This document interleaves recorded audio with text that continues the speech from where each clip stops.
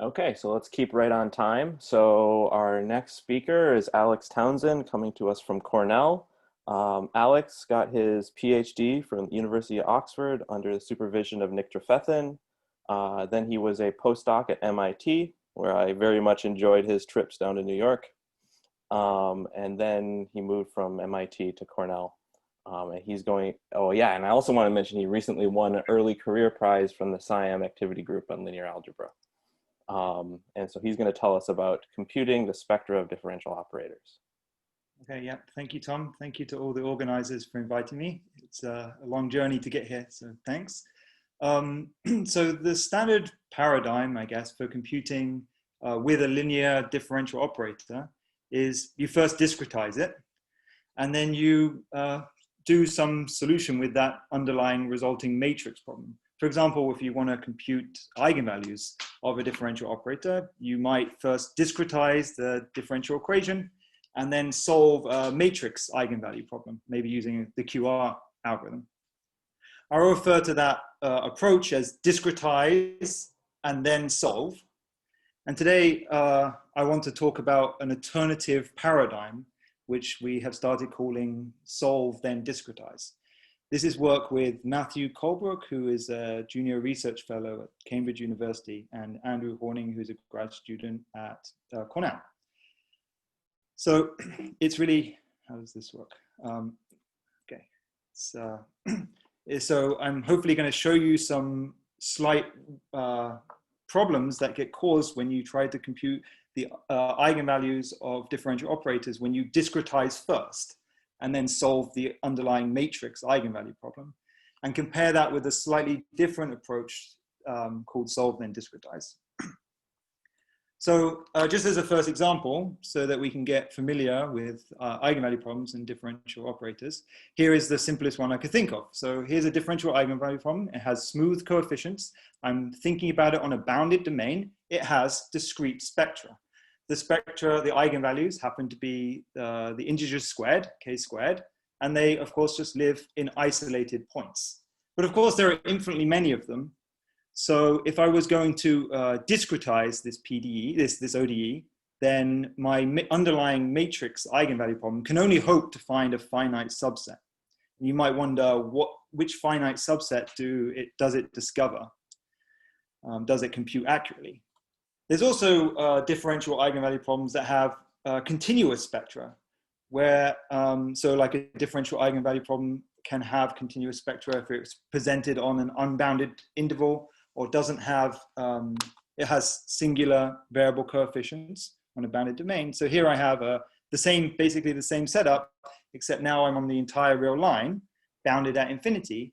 And now you could think of solutions to this eigen problem as being maybe slightly generalized eigenvalues, eigenfunctions, being these functions here. And the only reasonable thing you could decide is what is the spectrum of this operator is the entire positive half line.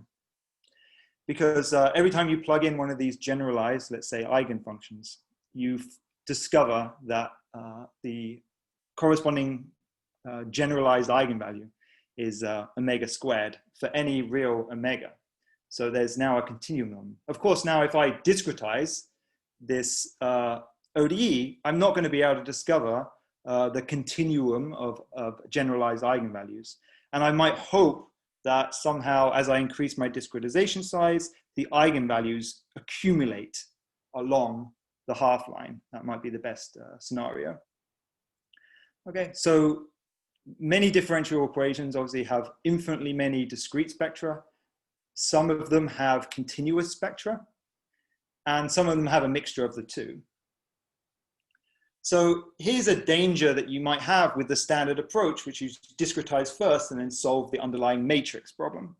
So here I've taken basically the same example as before. I've pushed it onto my favorite interval, -1, 1, and I have discrete spectra, these locations. Now, if I go away and just like naively discretize that with a bunch of different methods, which eigenvalues of these infinitely many do I compute accurately?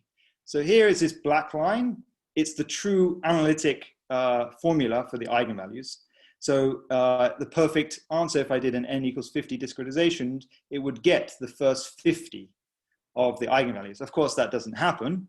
So for finite differences, here are the eigenvalues. Eventually, once k gets big enough, they start deviating from the black line. For meant to be higher order spectral methods, they also deviate. They always deviate up from this black line, but they still deviate away around 30, 32 here or something. So the question is, when does it start deviating? And those are the ones you're computing accurately. So you're computing here, the accurate modes you're computing are, let's say, the low frequency ones. But it gets worse than that. Because when you go and look at like some standard eigenvalue conditioning bounds, okay, the second order finite difference one has perfect conditioning. This is a great PDE in terms of if I perturb the U, how much do I perturb the lambda? I can look at that through a condition number. The second order finite difference, because it preserves some symmetry, in fact, the self-adjointness of this operator has perfect conditioning for all eigenvalues. But the spectral method, spectral collocation, which is, by the way, naively meant to be thought of as the most accurate, right? Doesn't preserve, is not structure preserving. And the condition number is actually above 1 over machine precision. So technically, you don't deserve any digits in any of the eigenvalues if you look at it straight from an eigenvalue condition number bound. So there's always a question when you're using high order methods, even when you have discrete spectra, which ones are accurate? Like when does it deviate away from the true ones? Because you've got a finite discretization and you've got infinitely many eigenvalues. And even then, even if you identify some that should be accurate, is it accurate in double precision? Because the condition number bounds are high if you don't preserve structure, like spectral collocation. So there's also problems when you try to compute continuous spectra. So here I've taken a classic example of infinite operators, tuplets operators that are banded. So these often arise when you discretize by finite differences, where you use a stencil, the same stencil across your grid, you'll get a matrix, an operator, which will have constants be the same along the diagonals. So here I've taken a tuplets operator, the car operator. It's known to have a continuous spectra that lives in this red region here. So what you might hope is, as I take finite chunks of this tuplets operator and increase them, called finite sections, you might hope as I make that matrix bigger, as I discretize this tuplets operator more and more, that the eigenvalues somehow just accumulate on this red area. That might be the best hope, but that's not true. In fact, the eigenvalues always live along this curve, and they just accumulate along this curve. They never fill out this whole region. So even like discretize-then-solve for some differential operators with continuous spectra is just never going to reveal the true underlying continuous spectra. Here is one example, a famous example. So these are two reasons why you might get a little suspicious about discretizing and then solving the underlying matrix problem. So what I'm going to propose is a slightly different way, which is solving and then discretizing, where we're very careful with how we discretize so that we try to avoid some of these issues. Okay, so our goal, of course, is not to compute all the eigenvalues of a differential operator, even if it has discrete spectra, because there are infinitely many. So I want to just compute a finite subsection of them, maybe the eigenvalues that live in a particular region in the complex plane. Throughout the rest of this talk, I'm just going to assume all the operators are self-adjoint. Many of the ideas extend to not that situation, but it keeps things simpler, because some things do extend, some things don't. Okay, so how might we do this? How might we go about trying to compute the eigenvalues of a differential operator in a certain region in the complex plane? We want to look at a certain region so that we have finitely many, right? A compact region. So here, let's just think about what we know from complex analysis. We know that if you give me, let's say, a smooth closed rectifiable Jordan curve around some domain omega, then I know how to project functions on that domain omega using Cauchy's integral formula. So here is the projection, right? It takes 1 over z minus omega and integrates to 1 inside omega and 0 outside. So it's basically a characteristic function of the domain.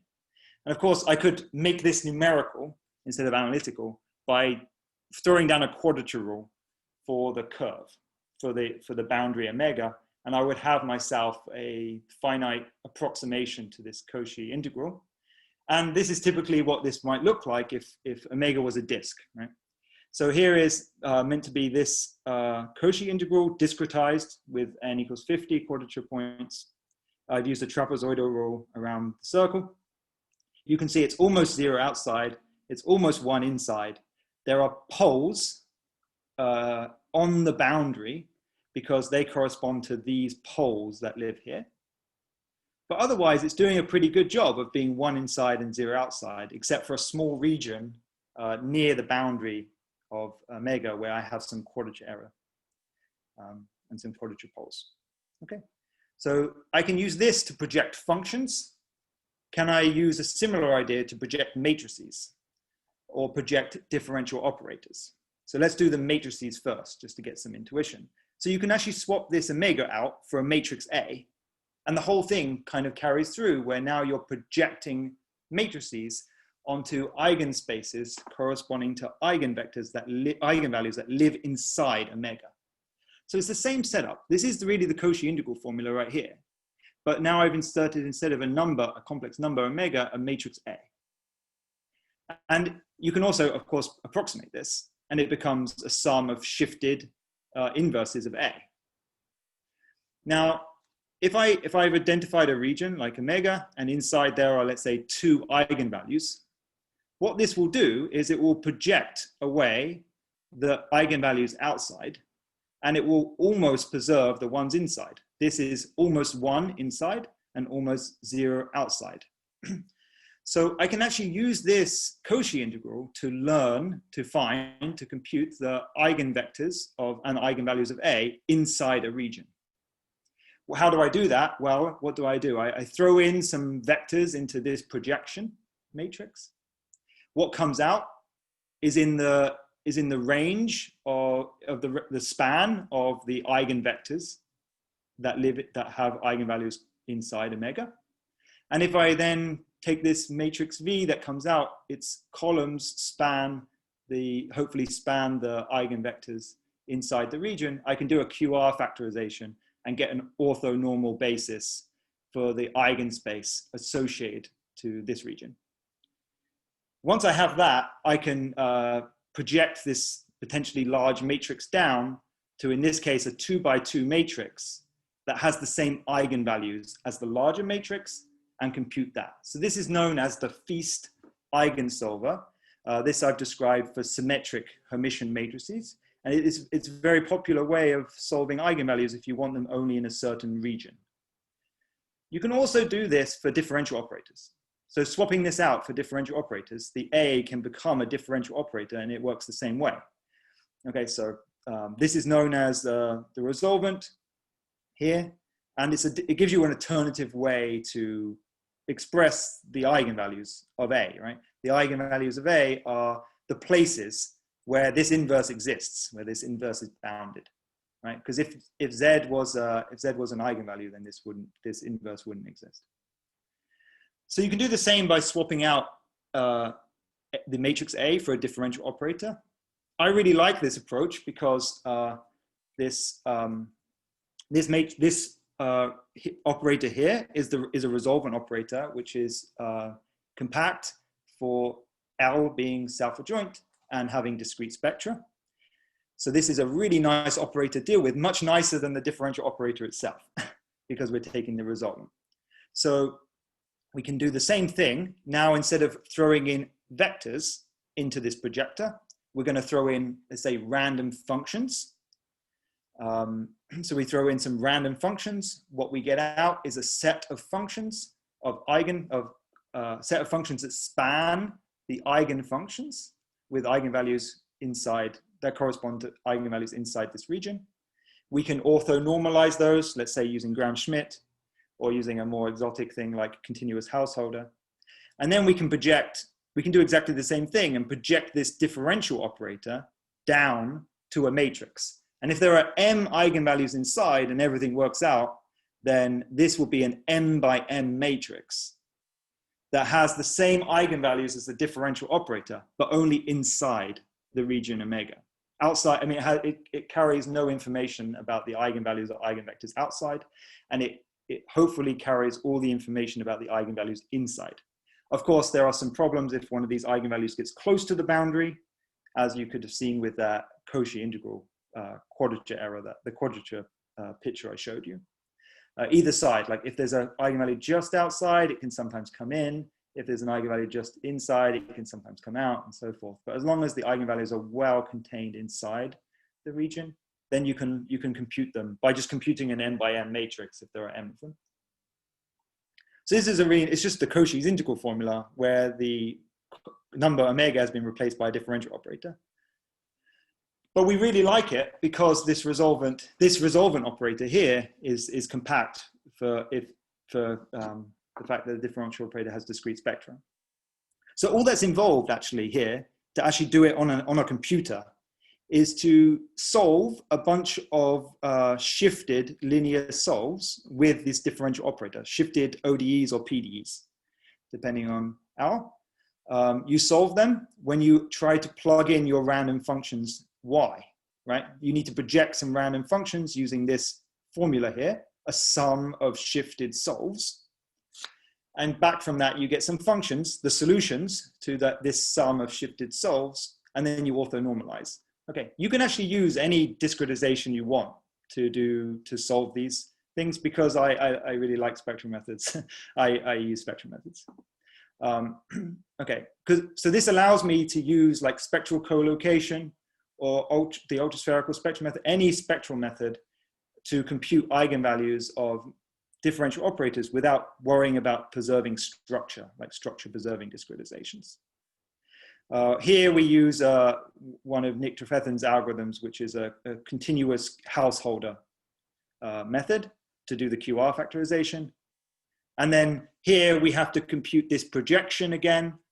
And this projection happens to be, it involves inner products that look like this between different functions. So each entry of this m by m matrix here can be computed as an inner product, which is, we just have to compute an integral. So we compute an integral however you like, any quadrature rule you like. Okay, so this is basically Cauchy's integral formula applied to differential operators to compute eigenvalues inside a region. Okay, there's some complexity statement. This depends on the type of discretization that you're using. But we like the ultraspherical spectral method because it's fast. It gives us really fast ways to solve shifted linear systems because the spectral method is sparse, often sparse. Okay, so this is what we got really excited about because I showed you that picture of spectral collocation with a really high condition number on the eigenvalues. The fact that we weren't preserving some structure of the underlying differential operator destroyed the sensitivity of the eigenvalues. But we have shown that this method, provided some things happen, like we learn the right eigenspace to a good enough accuracy, that the sensitivity of the eigenvalues of the differential operator does not get increased by much when we go and solve the n by m matrix for just the eigenvalues inside a region. So how we do this is we look at pseudospectra. So pseudospectral sets are how much you can perturb an eigenvalue of an operator, a matrix, when you perturb it. So here we're allowing perturbations of a certain size measured by epsilon, and we're keeping the union of how far we can move all the eigenvalues. And of course that will be some region in the complex plane. And what's nice is if when we write down the small matrix problem, if the eigenvalues of that small matrix problem are not more sensitive than the original differential operator. And that's what we've managed to prove for this feast like algorithm, Cauchy's integral formula, that the pseudospectra of our matrix that computes the eigenvalues inside a region is not too much, is contained within a slightly bigger pseudospectra for L, like 2 epsilon rather than epsilon. So this shows us that we have managed, at least in the self-adjoint case for L, to come up with a method regardless of discretization, of how you discretize your ODEs, provided you resolve the solutions appropriately, that doesn't increase the sensitivity of the eigenvalues and can compute them accurately. So that's why we got excited about feast-like methods, was because of this kind of result. So this allows us to, for example, compute really high frequency eigenvalues of, in this case, a Sturm-Liouville operator. Here, I'm getting the regions omega from an asymptotic formula. So there's an asymptotic formula that's known for this regular Sturm-Liouville equation. That tells me roughly to 1 or 2 digits where the eigenvalues live. Then if I want to compute one of those eigenvalues, I can draw a circle around my estimate based on this asymptotic expansion, and then go away and apply feast just in that tiny circle and compute the eigenvalue to as many digits as you want, basically. 15 digits of relative accuracy are fine. So here I'm just showing you that. I'm comparing the asymptotics to the computed.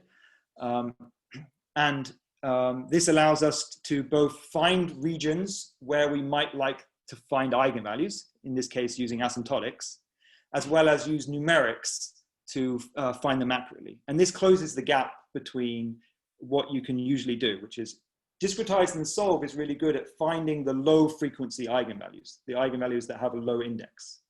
Asymptotic expansions, especially for Sturm-Liouville equations, are really good for very high frequency. But then there's this intermediate region where both asymptotics are not very accurate and the discretize-then-solve is not very good at resolving the underlying eigenfunctions. So this kind of closes that gap into that intermediate region. I mean, we can do, we don't have to do regular Sturm-Liouville, we can also do indefinite. Here I've got a generalized eigenvalue problem, but is a small change to the Cauchy's integral formula, and you can solve slightly generalized eigenvalue problems. There's an x cubed here. And I've got a very high frequency solution that I'm resolving, I believe I'm resolving to machine precision and accurately computing the corresponding high frequency eigenvalue. Here again, I used asymptotics to find an estimate for this number, and then improved it with the feast-like algorithm. You don't have to just do finite regions. You can also do infinite regions with this approach. Just the only thing you need is that there are finitely, you believe there are only finitely many eigenvalues in that region. So here, of interest in like droplet formation is when an eigenvalue crosses in to the right half plane of the complex plane. That corresponds to, let's say, like turbulent solutions that blow up as time evolves. So here I'm doing a contour actually, and the contour is along the imaginary axis and then a big semicircle. And then I let the semicircle go off to infinity in radius. So in the end, there's a quadrature rule just along the imaginary line. That's really doing a quadrature rule across a huge semicircle at infinity, which is making the region omega the entire right half plane. So my method is trying to discover trying to find a small matrix whose eigenvalues are the same as the differential operators, but only with the eigenvalues only matching in the right half plane. So here I'd actually find just a scalar matrix, a 1-by-1 matrix when I tried this, because there's only one eigenvalue that just crossed into the right half plane. And I can then use the pseudospectra of those matrices, of that matrix, to try to discover the sensitivity of the original differential operator. So here I'm just taking a droplet problem, I'm solving a steady state version of this, then plugging it into here and solving the corresponding eigenvalue problem, which is the one you need to solve for this droplet formation to see if it's a stable solution or not. And this one turns out not to be, just crosses into the right half plane. So you can do like finite regions or infinite regions. We don't care about that. Just anything you can do a Cauchy's integral with, but we do only want finitely many eigenvalues in the search region. Okay, so that's how we're solving robustly for discrete spectra. We draw a region, we find the eigenvalues in that region. But continuous spectra is a whole nother game, right?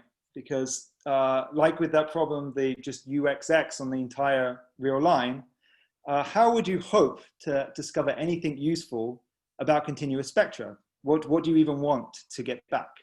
And this is when I got involved with Matthew Colebrook at Cambridge, because he had shown that in many senses, it's impossible to accurately compute continuous spectra for many operators. So it's very hard to know what you mean. And instead, he had a quantity that was related, that could be computed on a computer numerically. So he had like an impossibility proof and then a fix. So our goal is actually to compute something related to that continuous spectra and see what it's useful for. Okay. So are there any questions about discrete spectra before I continue? Good way to slow me down. I have a question. Yeah.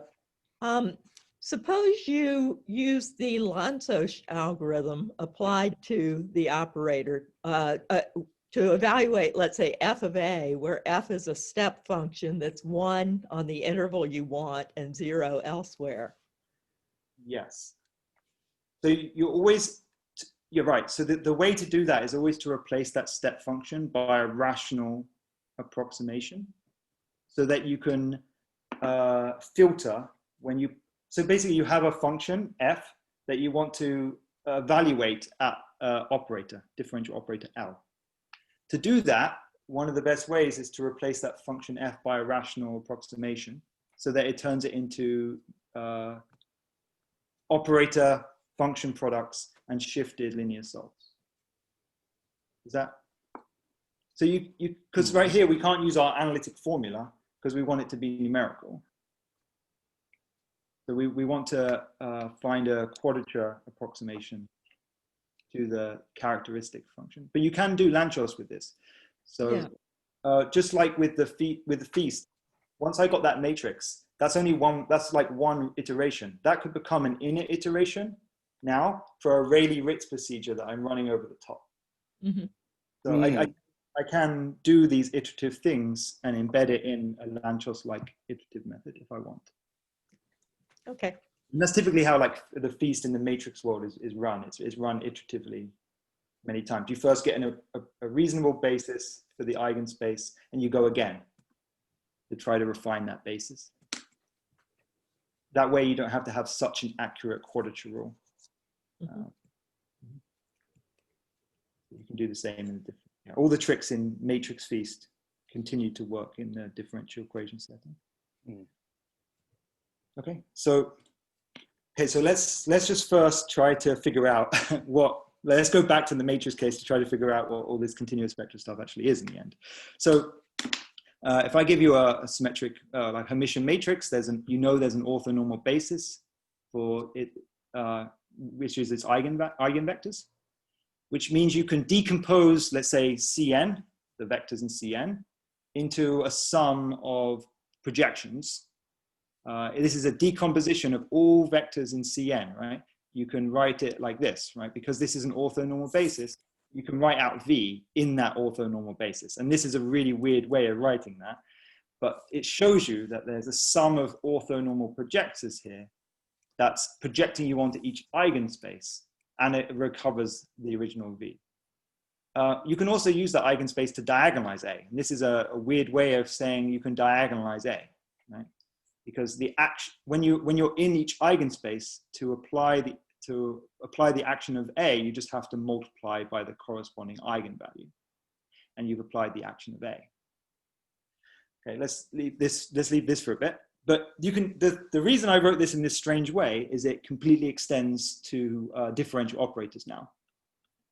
That instead of having something that's like a sum of projectors here over the eigenspace, you can have an integral. For a self-adjoint operator, is an integral over the real line with a projection valued measure, which is taking the place of these projectors here. To apply the action of a differential operator on a function, it's easy once you've projected onto the eigenspace, onto the spectra, like these projection value measures, because you just need to multiply by the corresponding generalized eigenvalue, which is y in this case, instead of lambda k. And you might think like, this is kind of what we want to get at. We want to get at some of this information here. And it's related to the fact, like, if in the matrix case, if I want to project onto V, I can see how much energy, or let's say energy that V has in the mode Vj. And I might write it like this. This is a way of thinking about how much does, I mean, if V is orthogonal to Vj, this comes out to be 0. If V is Vj, then it comes out to be 1, and so on, right? And this is the corresponding quantity in the continuous spectra case, where this projector here has been changed to this projection valued measure. Okay, so these are the analogs, these are the analogs, these are analogs. But this is how you take yourself to differential operators. Okay, so why might that quantity be of any use? This thing we're calling spectral measure. It tells you actually a lot of things in quantum chemistry and quantum physics. Tells you a lot of things of how time evolution equations evolve. Here I'm just showing you with Radial Schrödinger's operator. Here's an operator. This is modeling an electron with some wave, with a wave function given by this function f. It's interacting with an atom, corresponding to this so-called Helman potential. And if I let E be the, so this electron will escape the atom with some probability, and the escape energy, I'm just going to call E. This spectral measure here of this operator is actually known to be corresponding to the probability that the electron escapes with a certain energy level. In fact, the spectrum between A and B is the probability that it escapes between A and B. And so it's basically, if this is the continuous spectra, how big it is, like this is a probability distribution, then this thing is like integrating underneath the curve and telling us the probability that the electron escapes with a certain energy level. Okay, so this is how most people try to compute the continuous spectra or the spectral measure. They first discretize. So they take their spectral measure, which might look like this. It might contain some continuous part, it might contain some delta functions corresponding to discrete part, and they discretize. When they discretize, they end up finding the continuous spectra by accumulating lots of eigenvalues. These are corresponding delta functions, right? And you hope that they accumulate, so eventually you learn this. Once they discretize, because they know they should be recovering something smooth, they then smooth them with like Gaussian bumps and add them up to try to approximate this. So they discretize and then smooth.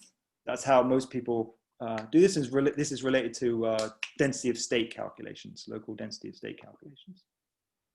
We're going to do something slightly different because we don't want to discretize first. We don't want to discretize and then smooth. I always think of this as smooth and then discretize.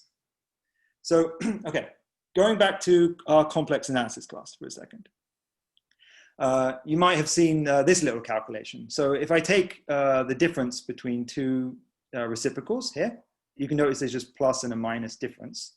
I simplify, right? I just like multiply up. Now it's the sum of two differences squared, and the top is like, there's lots of cancellation. I end up getting this. Right? What does this mean? Okay, if I wanted to integrate a function, let's say along the real line, then using this formula, this integral between these two differences ends up being this nice thing over here. Okay, I can do the same for, I can plug in now differential operators instead of x, and I get this little formula. And you'll notice that there's a spectral measure just coming right out there.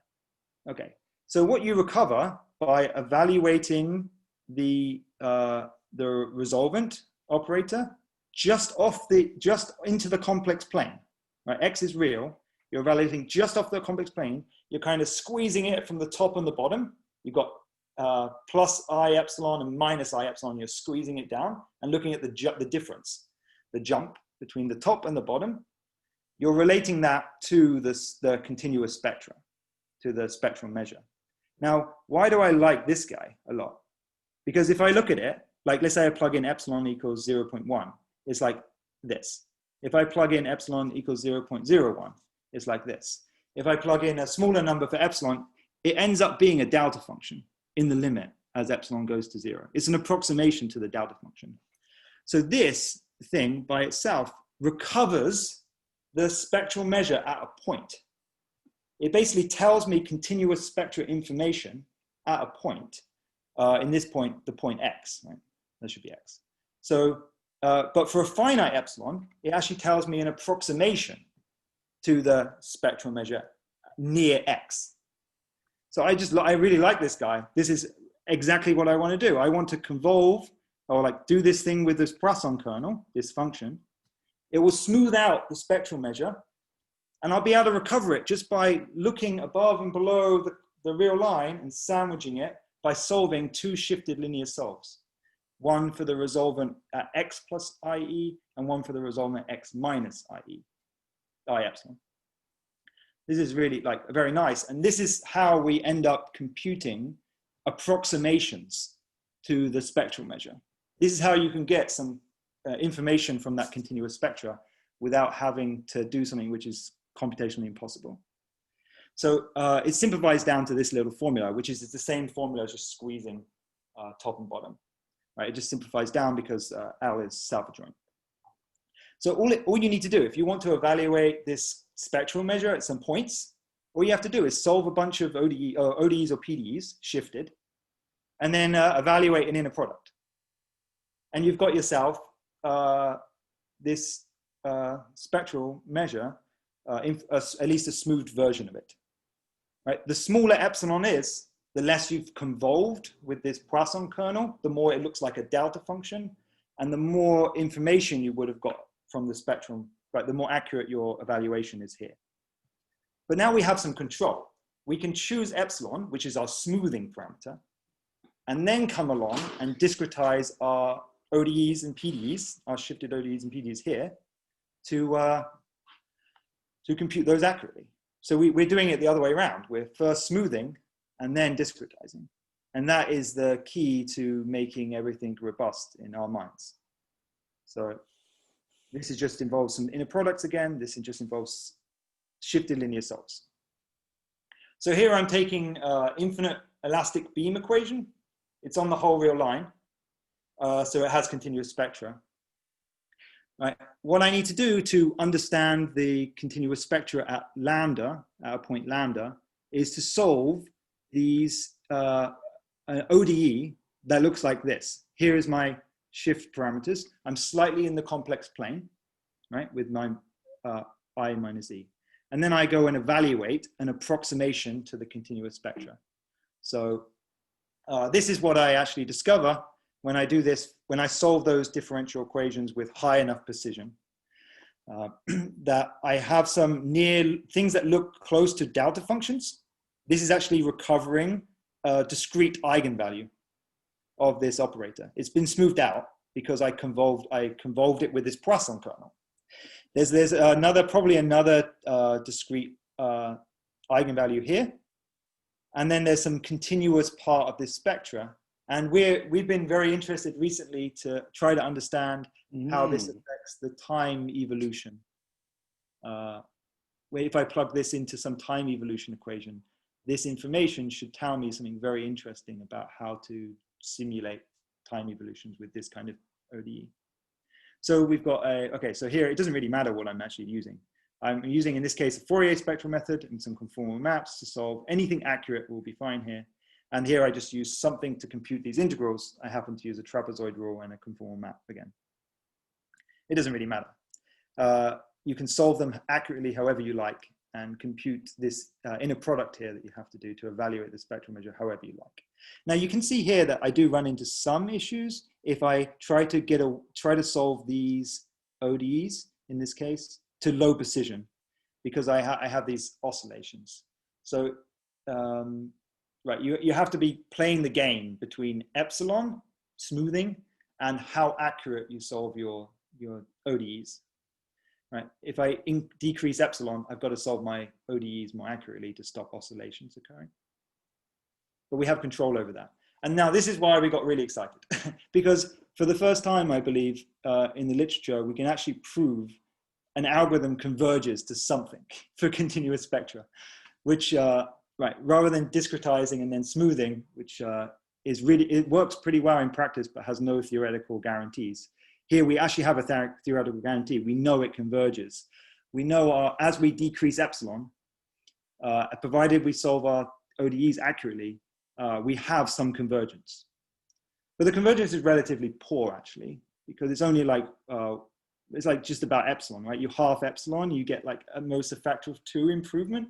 Pretty mild, not something that I would like to do as a spectral method person. I want more accuracy than this, more higher order of accuracy than this.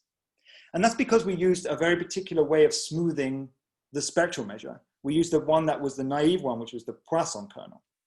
And we thought for a long time, like, hey, why do we have to use Poisson kernel? Why do we have to use that particular approximation to the delta function? Can we not use something better?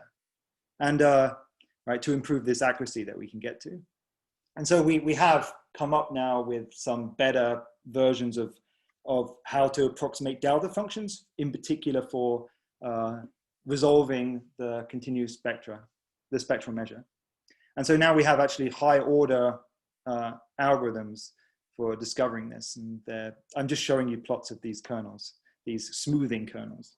They're all just approximations of delta function in some way. Right, and now we've got some higher order, we're taking advantage of some more smoothness that we might have in the problem. Okay, so using the resolvent operator, we've been able to like compute discrete spectra, as well as continuous spectra, well, something about the continuous spectra, spectral measures, accurately, just using shifted linear solves in the end and inner products.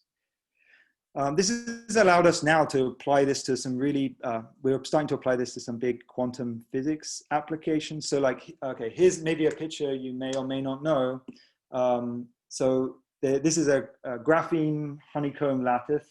There's a magnetic field on it. This is like a butterfly diagram, Hofstadter's butterfly diagram.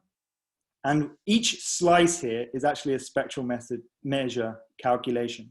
We're actually using this algorithm now to not just find continuous spectra, but to go back and find discrete spectra. Because we've been finding that the approximating discrete spectra by blurring it and then discretizing has been a really nice way to compute discrete spectra. Here, what's really nice about this picture is, if you don't worry about anything, is the fact that we don't get what's called spectral pollution. There's no pollution of, there's gaps in the spectra where you're not meant to find anything. And if you discretize and then solve, it's very hard to not allow some of your spurious eigenvalues to live inside the regions where there shouldn't be discrete spectra. Whereas when we do it, we smooth and then discretize. So this is a smooth version of this butterfly diagram. And we have convergence results, so we don't get spectral pollution in gaps, which is very nice. So, okay. We have software publicly available that you can run. You just need to tell us your differential operator, give us a black box solver for it, and then we take care of the rest in terms of just the algorithm. I wanted to advertise a prize. There's because we don't often get too many applicants from the West Coast, so it would be nice if we did. There's the Leslie Fox Prize for numerical analysis. It's a really nice prize if you win it. You submit a paper to the prize and you give a talk in something in numerical analysis. If you're and you can submit if you're under 31 years old. So if you're a supervisor who has a talented student, or you're a student yourself, you might like to think about submitting a paper there. We'd be very pleased to have all your work. Okay, thank you very much for listening. I believe I have 2 or 3 minutes for questions.